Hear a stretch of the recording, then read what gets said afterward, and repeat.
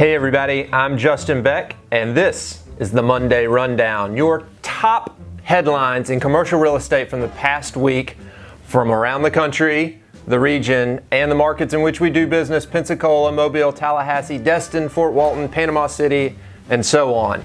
All right, let's get started. Got to get the bad news out of the way because we got a lot of good stuff to talk about today. H.H. Gregg filed Chapter 11 bankruptcy. They were unable to find a buyer, so they're liquidating the assets. That means store closures happening immediately. Looking for several big boxes to come on the market, opportunities all over the place for new retailers and new operators. Okay, like I told you, a little bit of bad news, but a lot of good news. Despite the slate of store closures in 2017, retail occupancies have remained flat for the first quarter at 9.9% vacancy. Rents are holding steady as well, so despite the headlines, still a very strong retail market.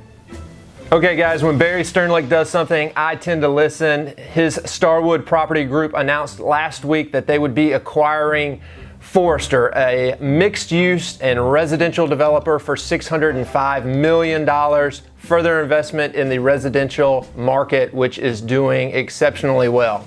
Also, on a related note, Starwood announced the sale of Mammoth Mountain, one that they've owned for several years. So a busy week for Barry Sternlicht.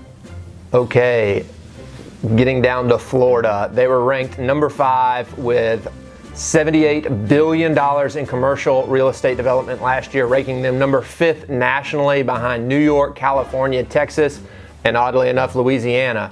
So great things for Florida as they continue to grow and develop. Now, number 5, big local news, very happy. The most exciting news for me this week: Studer Properties announced the acquisition of SunTrust Tower, the former SunTrust anchored office building, one of the tallest, most iconic buildings in downtown Pensacola. Quentin Rishi are planning a community center for the first 2 floors, going to revitalize, reactivate that intersection. Lots of great stuff in store, continue to grow in downtown Pensacola. All right, everybody, that's your Monday Rundown. See you next week.